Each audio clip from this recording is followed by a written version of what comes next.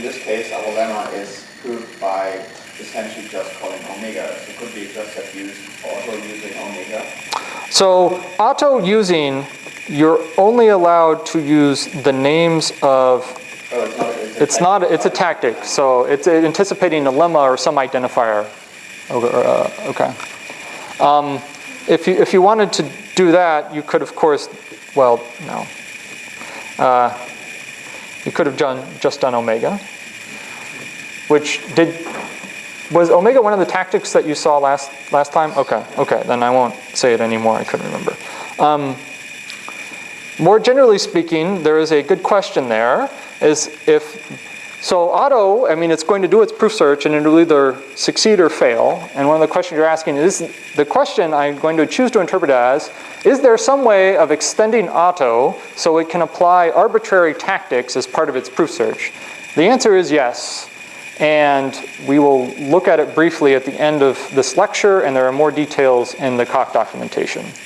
So auto can be arbitrarily powerful. You can make it arbitrarily powerful, which also means that you can cause it to arbitrarily loop forever and make it hard to debug. So there's a trade-off here. But that's another lecture, I suppose. Okay, so here are another couple of ways to extend the set of known hints or lemmas that can be applied. So they're all use this command called hint. So there are different variants of hints. Here's the ones we'll consider. Hint resolve T just means add this theorem as something, or constructor associated with this identifier as something auto should try and apply while it's doing this proof search. Okay. There's hint constructors C, which says we could add each constructor individually. Hint constructors just says add them all to the hint database. So for NAT, if we said hint constructors NAT, it would add S and 0 to the hint database. And then finally, hint unfold D, and this says automatically expand the symbol D when auto is running. And to see why that last one is necessary, it's helpful to look at a concrete example. Okay. Oops. Oh, right. So, no, I'm not going to LE anti-sem. Yep.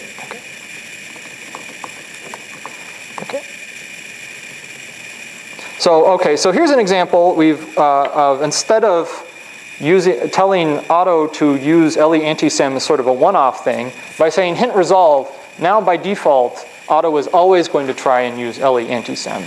Okay. So here we don't need a using because it is going to look in its list of possible hints and say, aha, I have one that applies LE anti-sem, and it'll apply it. Okay. Why wouldn't you want to just add every possible lemma to the hint database all the time?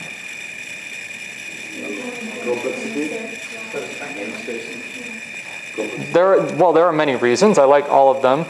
Complexity, search space, namespacing. I don't know about that, but yeah, that could be a concern. But exactly right.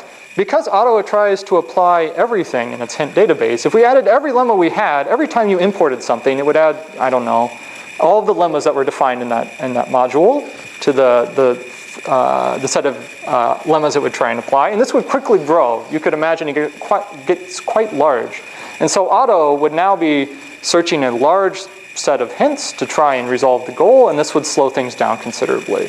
And this is precisely why it's helpful to be a little bit careful about what you add to the hint databases when you're working with them.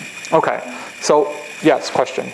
So if we are applying a lemma specifically to auto, will it apply the lemma first, or the intro, or the assumption of the goal itself first, or maybe you're asking how does?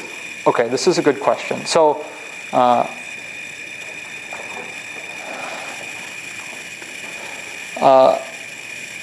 For a first approximation, you can imagine that auto always intros things, always intros them, and then it calls assumption, and then it considers the lemmas that it has in hand and tries to apply them.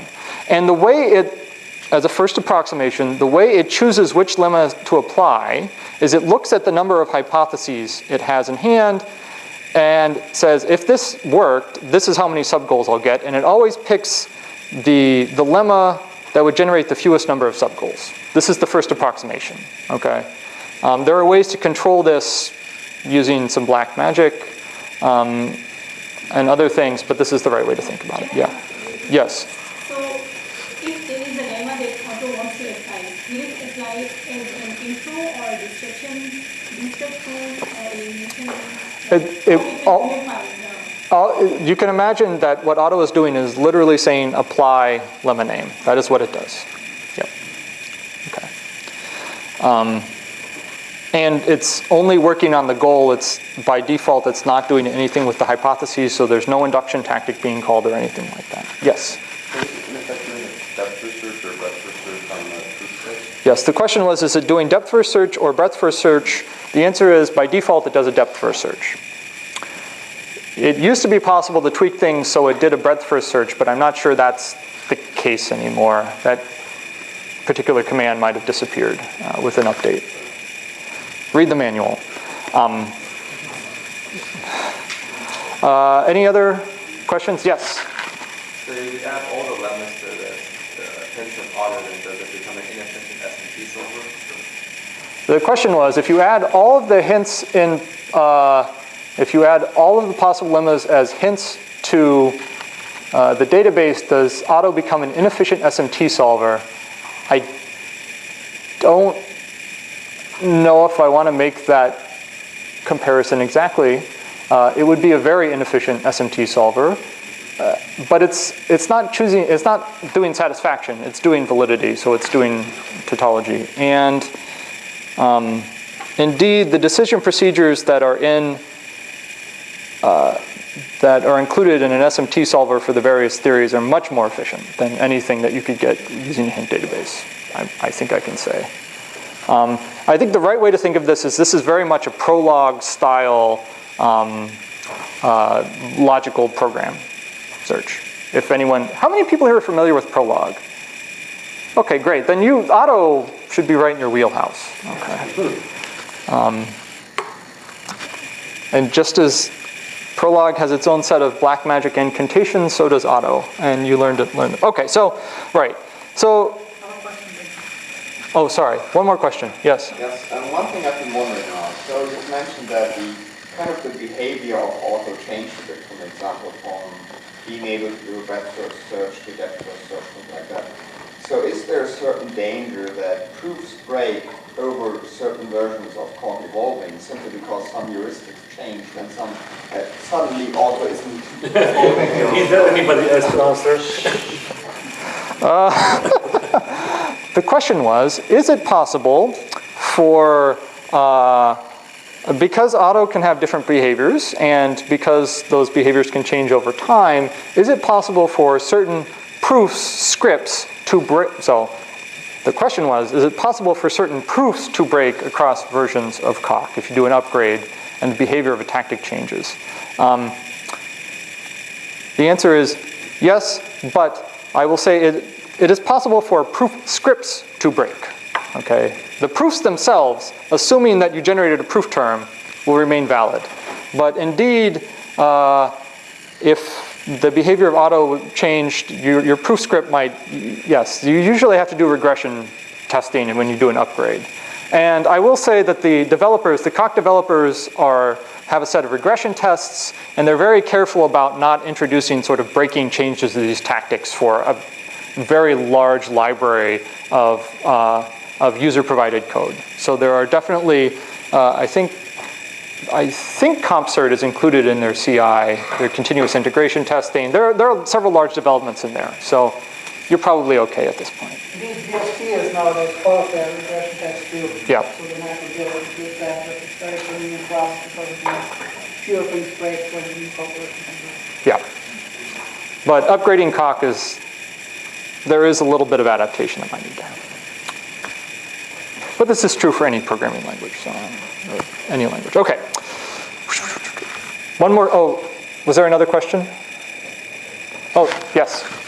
So if intro order gives you something that you can use, then is there any reason not to copy paste from intro order just because it becomes verbose and messy?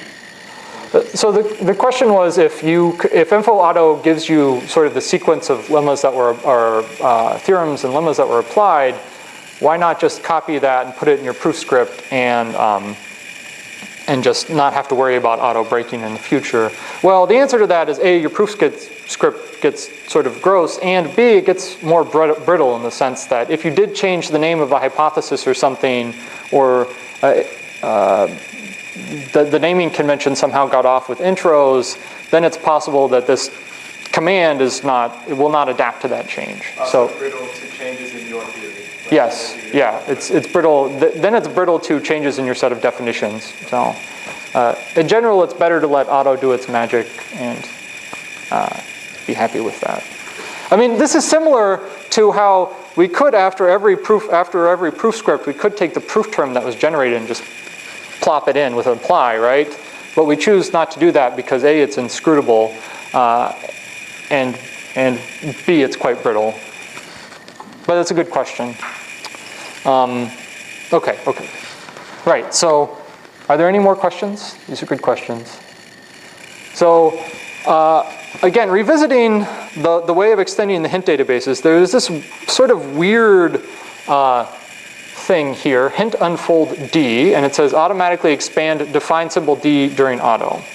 So to see why this is necessary, we'll just do a quick example. So we're going to define, we're just going to define our own proposition here, is 42, and it's what you'd expect, is this natural number 42. And we're going to use it in this proof right here, in the definition of this theorem or example. So we do intros, and auto is not going to solve the goal, but note that if we did apply LE antisem, then we could apply H, and we would be done. Okay, so I've been saying all along that auto just tries to apply everything in its hint database to the goal, and if it makes progress, it just invokes itself recursively. So why did auto not just apply LE antisem and solve this goal? And the answer to that is auto is a little bit smarter than just blindly trying to apply what it knows. In fact, what it does is it looks at the conclusion of a particular statement in its hint database, and it looks at the conclusion of the goal and sees if they match. It does a little bit of clever pattern matching. It uses a discrimination tree to figure this out. And so this prevents it from, because of apply actually takes some time, right? And could generate a bunch of sub-goals, and it could fail. So it's a little bit inefficient to just try and apply everything. So it's a little bit smarter than that. But the issue is now, because is 42 doesn't match the conclusion of LE antisem, it's not going to try to apply it. So what hint unfold does is, hint unfold says, if you ever see a goal that has this identifier in it, say unfold that identifier, and then just keep working, right? So telling it to unfold is 42 will now allow it to get the goal where it can actually match against this LE antisem and apply lemma and apply it. So we say here auto, and now we're done. Okay. And right. As is noted on the last bullet point, or the last bit of this slide, it's also possible, all of these things by default, there's this Uber hint DB that's included by default.